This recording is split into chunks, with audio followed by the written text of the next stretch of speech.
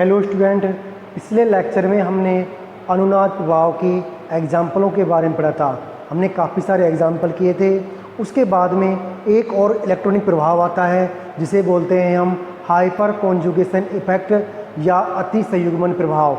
आज इस लेक्चर में हम उस अति संयुग्मन प्रभाव के बारे में पढ़ने वाले हैं। तो देखिए, अति संयुग्मन प्रभाव, हाइपर कॉन्जुगेशन इफेक्ट। अब जो ये अति संयुग्मन प्रभाव या हाइपर कॉन्जुगेशन इफेक्ट है, इसे कुछ अन्य नाम और दिए गए हैं। वो नाम क्या क्या है, एक बार उन्हें देख लेते हैं। पहला नाम है बेकर नाथन इफेक्ट। क्योंकि ये इस इफेक्ट को सर्वप्रथम बेकर नाथन ने खोजा, इसलिए इसको बेकर नाथन इफेक्ट नाम से भी जाना जाता है। दूसरा है सिग्मा पाई डीलोकलाइजेशन इफेक्ट। ये नाम जब हम इसको समझेंगे तब आपको समझ में आएगा कि इसमें सिग्मा व पाई बॉन्ड के बीच में किस प्रकार से डीलोकलाइजेशन यानी कि विस्थानीकरण होता है। अगला है नो बॉन्ड रेजोनेंस इफेक्ट, यानी कि इसमें बॉन्ड ही खत्म हो जाता है, या फिर हम कहें कि इसमें बॉन्ड नहीं होता तो इसे नो बॉन्ड रेजोनेंस इफेक्ट कहा गया। ये भी एक विशेष प्रकार का रेजोनेंस इफेक्ट है। किस प्रकार से वो हमारी समझ में आएगा तब जब हम इसको डिटेल से पढ़ लेंगे तब। अब देखिए, ये पाया किस में जाता है, तो अति संयुग्मन प्रभाव sp2 संकरित कार्बन एवं उसके साथ अल्फा हाइड्रोजन की उपस्थिति में देखने को मिलता है। किस में मिलेगा देखिए, मान लीजिए ये कार्बन श्रृंखला है,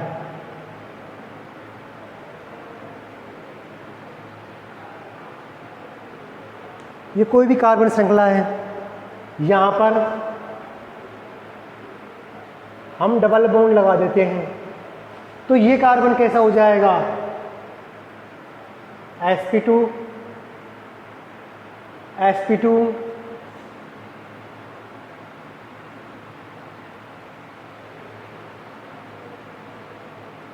और sp3। तो ये कार्बन कैसा है, sp2 है, ये कैसा है, sp3 है। तो इस sp2 कार्बन से जुड़ा हुआ अल्फा हाइड्रोजन, अब यहाँ पर डबल बॉन्ड वाले कार्बन के नेक्स्ट जो कार्बन होगा वो कहलाएगा अल्फा कार्बन। क्या कहलाएगा, अल्फा कार्बन। इस अल्फा कार्बन से नेक्स्ट जो कार्बन श्रृंखला में कार्बन होगा वो कहलाएगा बीटा कार्बन, और इससे भी जो नेक्स्ट अगला होगा वो कहलाएगा गामा। इसी प्रकार से आगे श्रृंखला चलती रहती है। अब इस अल्फा कार्बन से जुड़े हुए हाइड्रोजनों को हम बोलते हैं अल्फा हाइड्रोजन। क्या बोलेंगे, अल्फा हाइड्रोजन। तो अल्फा हाइड्रोजन कौन होंगे, वे हाइड्रोजन जो अल्फा कार्बन से जुड़े हुए होते हैं। और अल्फा कार्बन कौन होंगे, अल्फा कार्बन कौन होंगे, जो sp2 संकरित कार्बन से जुड़ा हुआ जस्ट पहले एक नंबर पर जुड़ा हुआ कार्बन है वो कैसा है, अल्फा कार्बन है। तो आपकी समझ में आ गया होगा, ये अल्फा कार्बन है और अल्फा कार्बन के साथ जुड़े हुए हाइड्रोजन क्या बोलेंगे, हम अल्फा हाइड्रोजन बोलेंगे। तो अति संयुग्मन प्रभाव sp2 संकरित कार्बन एवं उसके साथ अल्फा हाइड्रोजन की उपस्थिति में देखने को मिलता है। और ये प्रभाव एक स्थायी प्रभाव है। हमने क्या कहा था, अनुनाद प्रभाव एक स्थायी प्रभाव होता है। उसी प्रकार से हाइपर कॉन्जुगेशन इफेक्ट यानी कि अति संयुग्मन प्रभाव, या फिर हम इसको शॉर्ट में H प्रभाव, H इफेक्ट कहते हैं, वो एक स्थायी प्रभाव होता है। और यह प्रभाव अल्फा हाइड्रोजन युक्त एल्कीन, एरीन, देखिए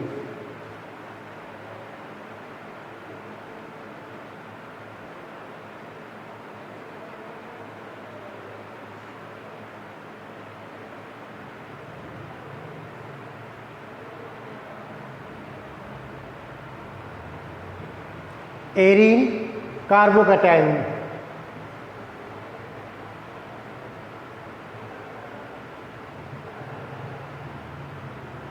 कार्बोकैटायन और रेडिकल।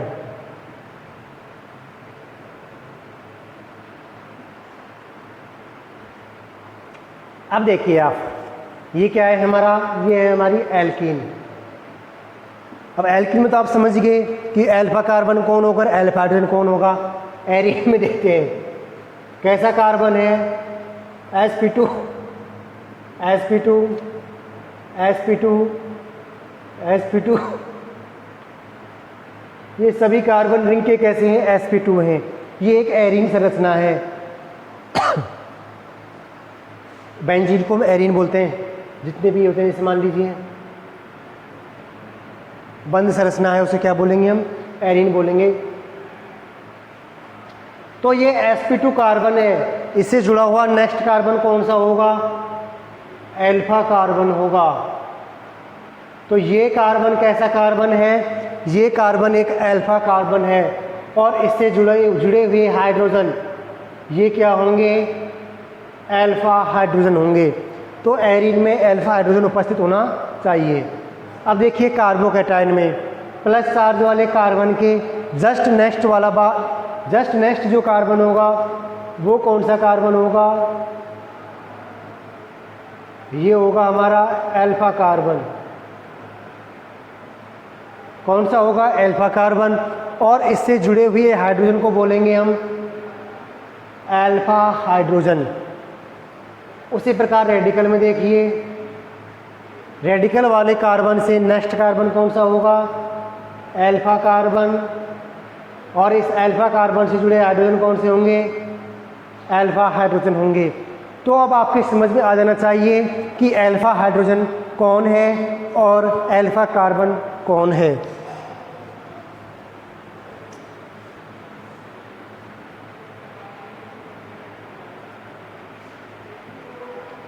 तो अब जिन एल्कीन, एरीन, कार्बोकैटायन और रेडिकल में अल्फा हाइड्रोजन मिलेगा उनमें ये प्रभाव देखने को मिलता है। सबसे पहले हम देखते हैं कार्बोकैटायन में कि ये प्रभाव किस प्रकार से होता है। तो एक बार हम एक कार्बोकैटायन की संरचना बनाते हैं। देखिए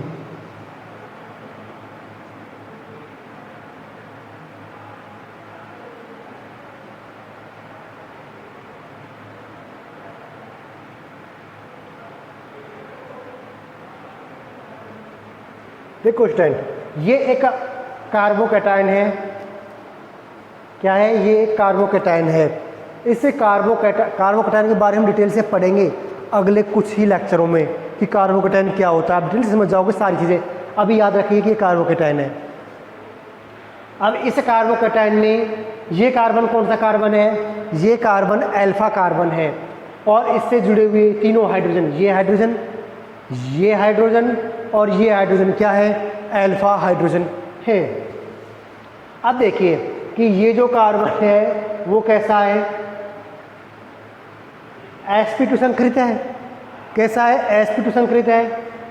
और ये कार्बन कौन सा है, sp3 संकृत है। अब देखिए हम इसकी इलेक्ट्रॉनिक संरचना बनाते हैं एक बार। इस कार्बन की बाह्यतम कोश में क्या होता है, एक S और 3 P क्या होते हैं, एक S और 3 P होते हैं। इसी प्रकार से इस वाले कार्बन के लिए भी एक S और 3 P।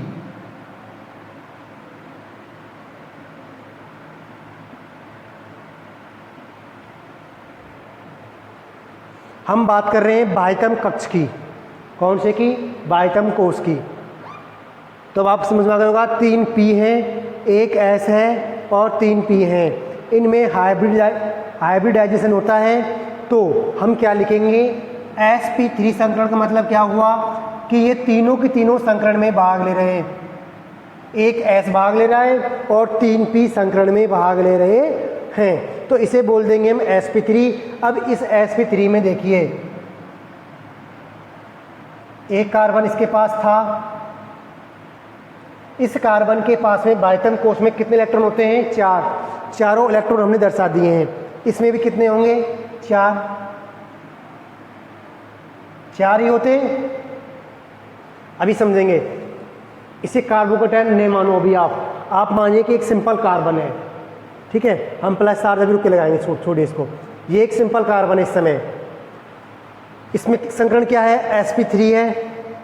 तो इसका मतलब हुआ कि इसकी संयोजकता 4 है। अब 4 में एक तो इसे जुड़ा हुआ है कार्बन, तो कार्बन ने एक इलेक्ट्रॉन दिया, तो इसको में 2 इलेक्ट्रॉन हो गए।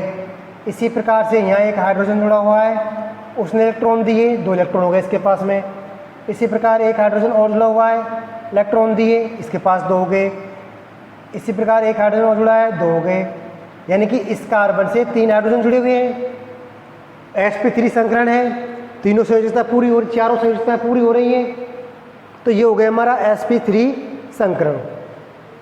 अब देखिए यहाँ पर ये कार्बोकैटायन है, यानी कि इस पर प्लस चार्ज है। जब इस पर प्लस चार्ज आया तो इसके p कक्षक से एक इलेक्ट्रॉन इसने त्याग दिया, यानी कि इसके पास यहाँ पे इलेक्ट्रॉन नहीं है।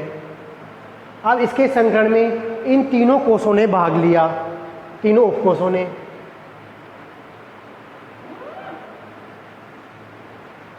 दो तो p ने भाग लिया और एक s ने भाग लिया।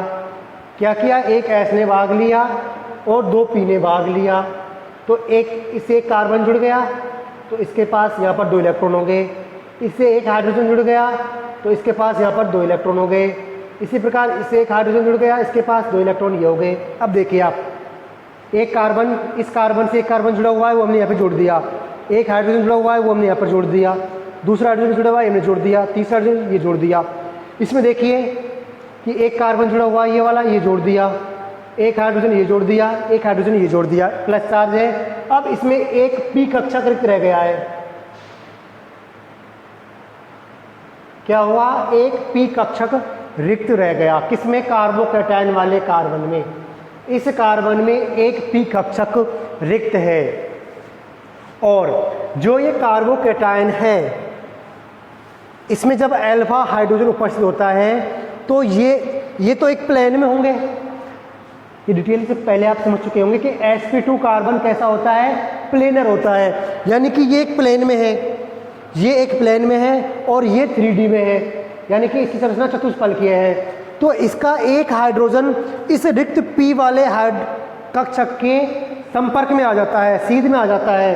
तो उसकी वजह से यहाँ से मान लीजिए इस वाले का हाइड्रोजन से, इस वाले हाइड्रोजन से ये बॉन्ड ब्रेक हो जाता है। क्या हो जाता है, ये बॉन्ड ब्रेक हो जाता है और इसका इलेक्ट्रॉन स्थानांतरण यहाँ पे हो जाता है। कहाँ पे हो जाता है, यहाँ पर होता है, यानी कि इन दोनों के बीच में बॉन्ड बन जाता है। इसमें एक इलेक्ट्रॉन इसका था, इस हाइड्रोजन का एक इलेक्ट्रॉन था, तो इस हाइड्रोजन इलेक्ट्रॉन को यहाँ पर स्थानांतरित कर दिया, यहाँ पर कर दिया, यहाँ पर स्थानांतरित कर दिया और यहाँ से एक इलेक्ट्रॉन, इस इलेक्ट्रॉन ने एक पाई बॉन्ड बना लिया। क्या कर लिया, एक पाई बॉन्ड बना लिया। तो पाई बॉन्ड बनाया तो क्या होगा, क्योंकि हाइड्रोजन से इलेक्ट्रॉन ले लिया गया है तो हाइड्रोजन पर प्लस चार्ज आ जाएगा और ये कार्बन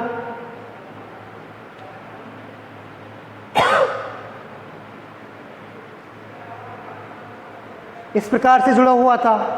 तो इस कार्बन पर क्या हुआ कि यहाँ पर इसने पाई बॉन्ड बनाया इसके साथ में, तो इस पर जो प्लस चार्ज था वो खत्म हो गया।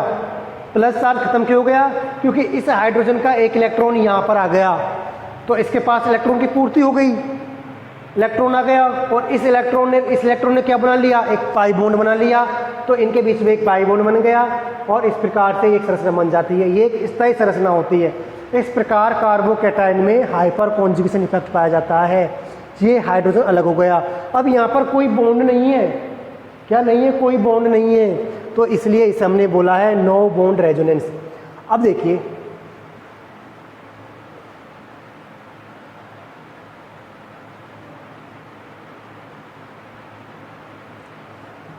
यहाँ पर तो हमने इस हाइड्रोजन को कराया था, जरूर थोड़ी यही हाइड्रोजन करे, ये हाइड्रोजन भी कर सकता है हाइपर कॉन्जुगेशन। तो हम दूसरी स्ट्रक्चर्स की कुछ इस प्रकार से बना सकते हैं।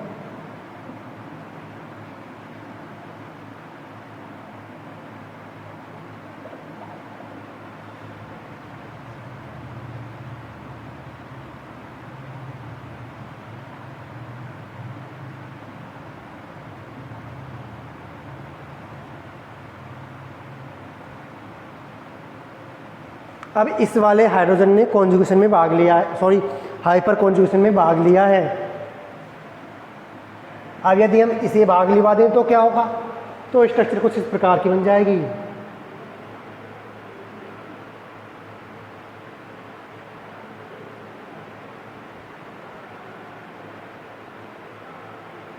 तो ये इसकी अनुवादित संरचनाएं बन जाती हैं। तो हमने इसे नो बॉन्ड रेजोनेंस इफेक्ट कहा है। क्यों कहा है? देखिए यहाँ पर आपको बॉन्ड दिखाई नहीं दे रहा है, बॉन्ड ही ब्रेक हो जाता है, तो इसलिए हमने इसे नो बॉन्ड रेजोनेंस कहा और इसी को हमने सिग्मा पाई डीलोकलाइजेशन कहा, क्योंकि इसमें इलेक्ट्रॉन का स्थानांतरण कहाँ से हुआ? सिग्मा बॉन्ड से पाई बॉन्ड के रूप में हुआ। क्या हुआ? सिग्मा बॉन्ड था, ये वाला सिग्मा बॉन्ड ब्रेक होकर के इसने इसके साथ में पाई बॉन्ड बना लिया, तो हम इसे क्या बोलेंगे? Sigma pi delocalization effect. तो इस प्रकार से ये कार्बोकैटायन में होता है। इसी प्रकार से आप इसे एल्कीन में बना सकते हो, एल्कीन के अलावा इसे आप एरीन में बना सकते हो, भिन्न भिन्न संरचनाओं में आप बना सकते हो। तो मैं बोर्ड पर डायरेक्ट इनको बना रहा हूँ।